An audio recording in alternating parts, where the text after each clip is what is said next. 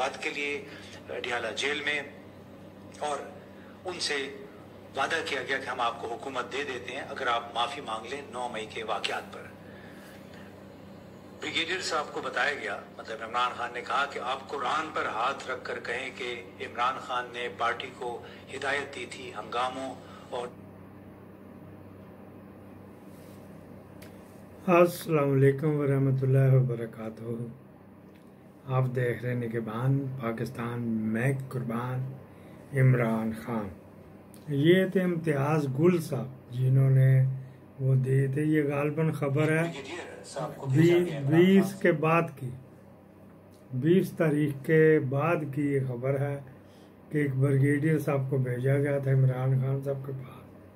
तो ये बीच में वायरस आ गया, तो ये जो रुक गई, तो ये आपको फिर सुनवा दी जाती है कि ये क्या कह रहे। इम्तियाज़ गुल साहब बड़े अच्छे सहाफ़ी हैं, इनका सहाफ़त में बड़ा नाम है, न्यूट्रल ज़्यादा रहे। मरियम इनको पसंद नहीं करती क्योंकि मरियम का ये एजेंडा लेके नहीं चलता, मरियम का दिया हुआ टास्क लेके नहीं चलता। के साथ मुलाकात के लिए डियाला जेल में, और उनसे वादा किया गया कि हम आपको हुकूमत दे देते हैं अगर आप माफ़ी मांग लें 9 मई के वाक़यात पर। ब्रिगेडियर साहब को बताया गया, मतलब इमरान खान ने कहा कि आप कुरान पर हाथ रख कर कहें कि इमरान खान ने पार्टी को हिदायत दी थी हंगामों और जलाओ घेराव की। ब्रिगेडियर साहब ने इनकार किया कि नहीं, ऐसा तो मैं नहीं कर सकता। तो फिर मैं माफ़ी किस चीज़ की मांगूँ? उस काम के लिए जो मैंने किया ही नहीं है मैं कैसे माजरत कर सकता हूँ? ये इमरान खान का जवाब था। उन्होंने ये भी कहा कि मैं अलबत्ता उन लोगों को माफ़ी देने का ज़रूर सोच सकता हूँ जो मेरी गिरफ्तारी और केसों के पीछे हैं, जिन्होंने ये तमाम सूरत हाल पैदा की, जिन्होंने पार्टी को इंतखाबात से रोकने के लिए हर हरबा इस्तेमाल किया। ब्रिगेडियर साहब ने इसके जवाब में कहा कि बड़ी खिफत का भी सामना उनको करना पड़ा। तो उन्होंने कहा कि हम इस वक्त बड़ी मुश्किल में हैं। जनरल आसिम मुनीर फिक्सेटेड हैं कि 9 मई के वाक़यात नहीं होने चाहिए थे और इन लोगों को माफ़ी मांगनी पड़ेगी। तो इमरान खान ने एक फिर जवाब दिया कि मैं एहतसाब और इस्लाहात के बगैर कोई समझौता नहीं करूँगा, ना ही मुकम्मल इंसाफ के बगैर इक़्तिदार की तरफ वापसी और कानून की अमलदारी और रूल ऑफ लॉ ऐसे मामला उन पर कोई समझौता नहीं होगा। हम इक़्तिदार नहीं लेंगे बगैर इन मामलात को सेटल किए हुए। माफ़ी मांगने का सवाल ही नहीं पैदा होता ऐसे कामों के लिए जो कि हमने किया ही नहीं है। यानी इमरान खान सर बकफ, सर पर कफन बांधे सीना ताने खड़ा है कि अगर मारना है तो मार लो, माफ़ी या माजरत नहीं करनी है। इसके अंदर अगर इन्हीं की ये जो 1-1.5 मिनट की स्पीच है, 1-1.5 मिनट की ब्रेकिंग न्यूज़ है, ये जो 1-1.25 मिनट की जो खबर दी गई, इसका ही अगर ऑपरेशन किया जाए तो बड़ी बातें होती। दांत भी बीसने दिल करता है। किस टाइम तेरी दाढ़ थले आया तो कहना मैंने माफ़ कर देना, मैं इंक्वायरी बंद करा दूंगा, मैं नज़ीर भट्ट को छोड़ दूंगा, मैं फैसल नसीर को छोड़ दूंगा, मैं नदीम अंजम को छोड़ दूंगा। नदीम अंजम को बंदा बता रहा कनाडा में देखा गया, मुझे अभी मिला बंदा कल, तो कनाडा में नदीम अंजम देखा गया है। तो बस ठीक, अभी तक डिप्लोमेटिक पासपोर्ट यूज़ कर रहा होगा, लेकिन क्योंकि छुपता फिर रहा तो हमने भी जो जहाँ देखता है। अब हमने जब तक अगली खबर नहीं आनी, नदीम अंजम सिपाही नंबर 1 जो कहलाता था वो कनाडा का ही कहलाए, कहते जाएंगे जब तक के आगे ने। जो पिछली खबरें थी इंग्लैंड में देखा गया, फिर पिछली खबरें थी दुबई में देखा गया।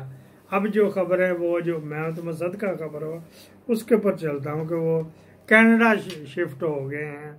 अब उसका जवाई जो है वो जो है क्या इधर उसके अंदर है जो आर्मी के अंदर है, तो वो कहीं जाएगा तो फिर पता लगेगा। अभी उसका हिसाब किताब हो रहा है। पीपल्स पार्टी के लिए पंजाब की जमीन एक ऐसी बारानी जमीन बन चुकी है। बारानी आप जानते हैं ना, जहाँ बारिश से काश्तकारी होती है, तो बंजर भी है और बारिश भी दस्तयाब नहीं। और पीपल्स पार्टी ये चाहती है कि कहीं से मशकीज़ें भर के ला के या टैंकर ला के जमीन को काश्त किया जाए। पंजाब से तो पीपल्स पार्टी हो गई फारिग। अब उसके पास एक प्लान है और ये एक आउटडेटेड प्लान है। और प्लान ये है कि अपने कुछ लोगों को कुछ नौकरियां दिलवाई जाएं, यानी उनको नौकरियां दी जाएं जो आगे वो बांटें, उनको कुछ प्रोजेक्ट दिए जाएं, कुछ फंड दिए जाएं, ताकि अपने वो कुछ वोटर। ये जैगम खान साहब हैं, बड़े न्यूट्रल, बड़े पढ़े लिखे बंदे। असी तो अनपढ़ जाहिल जाली डिग्रियां ले आना, तो ये पढ़ी लिखी बात करते हैं। और बाज़ का पढ़े लिखे बंदे भी धोखा खा जाते हैं। बाज़ का पढ़े लिखे बंदे भी वो असेसमेंट, वो जजमेंट, वो तोल नहीं पाते जो सामने हो रहा होता है। हाँ जी, अच्छा जी। तो ये इन्होंने पीपल पार्टी के बारे में कहा कि बंजर ज़मीन है। वो गवर्नर साहब कह रहे नौकरियां देते हैं, नवाब मरीम कहती नहीं कर दो, नहीं इनको नहीं देनी। वो रिजेक्ट किए जाती, वो भेजी जाता है, बुला के सेक्रेटरी को कहता है इधर लगाओ, वासा में लगाओ, इरीगेशन में लगाओ, महकमा जंगलात में लगाओ। वो मरियम कहती फिर हम अपने बंदे क्यों ना करें, अगर तेरे ही करने हैं तो। मियां नवाज शरीफ साहब की टी शर्ट की नीलामी हो रही है, सुना है? मैं एक रुपया भी ना दो। अगर मियां नवाज शरीफ की टी शर्ट की नीलामी हो, कोई अंदाजा कि कितनी कीमत लगनी चाहिए? होगी 500-600 की तो होगी। तो यार वो शर्ट की बेइज्जती कर रहे हो आप। मियां नवाज शरीफ साबिक वज़ीर आज़म, छोड़ो, चोर है, साबिक चोर था, उससे पहले भी चोर था, उससे पहले भी चोर है, अब भी चोर है, उसका भाई भी चोर है। किस सियासतदान की शर्ट अगर कोई नीलामी में हो तो आप खरीदेंगे? इमरान साहब की। कितने? वो जेब से पैसे भी देगा ना, फिर भी हम नहीं रख रहे उसकी शर्ट। फिर भी नहीं लेंगे? नहीं, वो कहेगा पैसे भी ले लो, शर्ट भी ले लो, फिर भी हम नहीं। ये मरियम नवाज शरीफ ने यह वाला क्लिप भेज दिया। पंजाब गवर्नमेंट के अंदर जो स्पेशल ब्रांच आती, fix it, resolve it, solve it, जो मर्जी इट खड़का, इसके अंदर न्याजियां दी इट, इसके अंदर समझ लें जो कुछ भी है। अभी बोले नहीं जी, 1-1.5 महीने से ज्यादा लंबी बात नहीं है। खान साहब रहा होंगे जिनकी बुनियाद पर ये रेजिम चेंज लाए थे, उन्हीं आकाओं ने इनका ऑक्सीजन कमजोर कर दिया। भाई साहब, मैं कहता हूँ जिन लोगों ने सियासत में हिस्सा लिया या ले रहे हैं, सबका ट्रायल होना चाहिए। बिल्कुल क्लियर है ना, जब एक का होगा तो सबका होगा। इंसाफ तो यही है ना।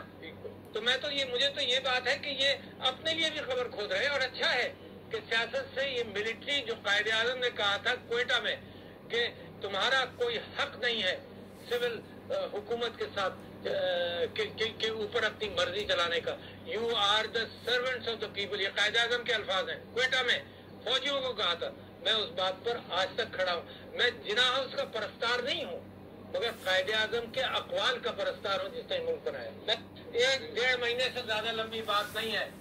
ये अलवी साहब हैं, कहाँ पे करे। जब आपका इक़्तिदार था आप तो कर नहीं सके।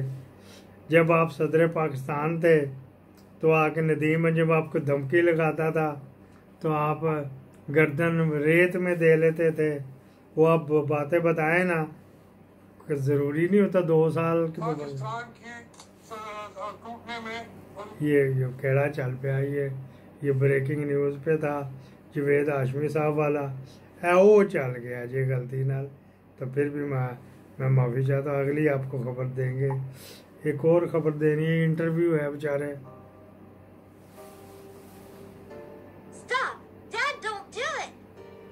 As you know, Imran Khan has launched a civil disobedience movement, in the first phase of which overseas Pakistanis will stop sending their remittances to सुन के रखो, Pakistan. This is a ये जो है ना बच्चे का पैगाम है कि इंतहाई ज़रूरी है तो पैसे भेजो, वरना बाईकाट करो इमरान खान के साथ। ये कर दिया तो वो कर दिया। ये वो तरसील ज़र के बारे में था।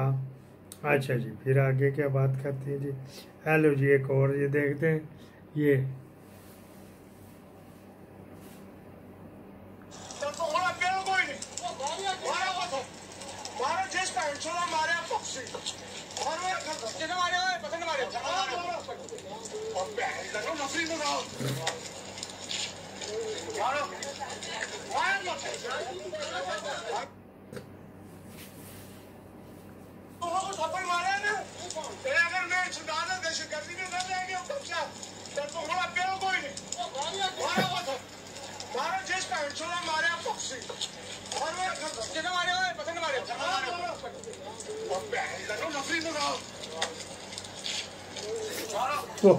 पूरा साला एक गाली ऊपर जो पत्थर मार रहे उसको दी है, एक गाली आपस में दिए जा रहे।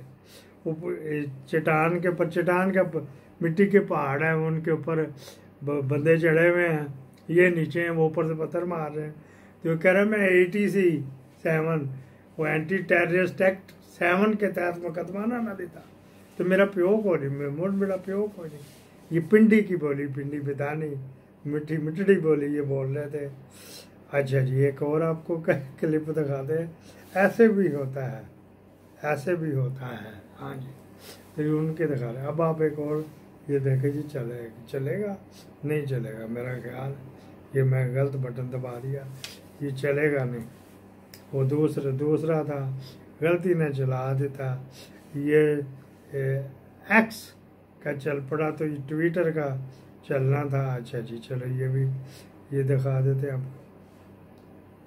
ये आपको इसके जिसकी टांगे उठाई थी ना तारण ने, वो सुना वीडियो लीक हो गई है। कोई हमें भी कुछ। लेकिन फाइनली वो खुशी का दिन आ गया जब इंतशारियों को, पलावियों को, 9 मई के मुजरिमों को सजा मिली। बेशक गिनती कम है, 25 लोग हैं, मगर उम्मीद तो जागी कि जिन्होंने मुल्क में इंतशार फैलाया, जिन्होंने नुकसान पहुंचाया, शोहदा की बेहुरमती की, उनको सजा मिलना शुरू हो गई है। खैर, अगर इन्हें फांसी के फंदे पे या उम्र कैद सुनाई जाती ज्यादा अच्छा लगता। और एक मैसेज देना चाहूंगी कि अमेरिका की पीठ पे छुप गए ना, कुछ हासिल नहीं होने वाला। ये मरियम इकराम है जो पीटीआई का झंडा लेके तो जा रही थी। ये वो हैं जो घर से निकाली हुई हैं। ये हर ऐरे गहरे नतू खैरे के नीचे लेटती हैं। तो वहाँ जो उसको टिकट मिली थी, हलफ लेने से पहले उसका कान बचा कुआं हो गया। तो ये उसके जज्बात भी बताने थे, फिर उसका बताना भी था। इसकी ब्लू फिल्म बनी हुई है अता तारड़ के साथ। खुसरे नाल खुसरा सुता, ना कोई लिता ना कोई दिता, समझते गए होंगे। तो ये क्या सिलसिला था, वो बस खेड खिलौना खिलौने शिलौने खिलाती रही। ख्वाजा आसफ की प्रेस कॉन्फ्रेंस, फिर चलो अगले में सुना देंगे उसका जवाब। शेख मोहम्मद वकास अकरम ने दिया, कारोबार तबाह करा के भी अखीर पे फिर तो खुदा दा वैर होता, बिक गए हैं। लो जी, ये एक सुनिएगा जो मलक अदरीस का। खान साहब को भी बड़ा दुख हुआ, खान साहब रो पड़े थे जेल में जो पता लगा। अच्छा, वो फोटो हो गया। गोली लगी 4:45 बजे। उस दिन मेरी बेगम ने मुझे नहीं बताया, लेकिन वो मैं क्यों गया हुआ था तो उसने रोजे रखने शुरू कर दिए। अच्छा, मेरी बेगम रोजे रख रही। और उधर जो लोग, मतलब जो मीडिया के लोग जो कह रहे हैं कि मतलब हुकूमती जो जो बातें करते हैं कि ये मलक अदरीस साहब हैं जनाब, कह रहे खान साहब की रिहाई तक मैंने रोजे रखने थे और मैंने रखे। जब मैं वहाँ पे गया हूँ इसके ऊपर जो धरने के ऊपर, तो फिर क्योंकि मैं उसमें था तो इस हालत में था, रोजे नहीं रख सकता था। तो फिर मेरी बेगम ने रखने शुरू कर दिए थे। बेचारे का जनाजा बहुत बड़ा था। अच्छा जी, अब ये लीबिया से जो किश्ती गई थी, जो बंदा बच गए थे, तो ये उसका इंटरव्यू है आपकी समा खराशी के लिए।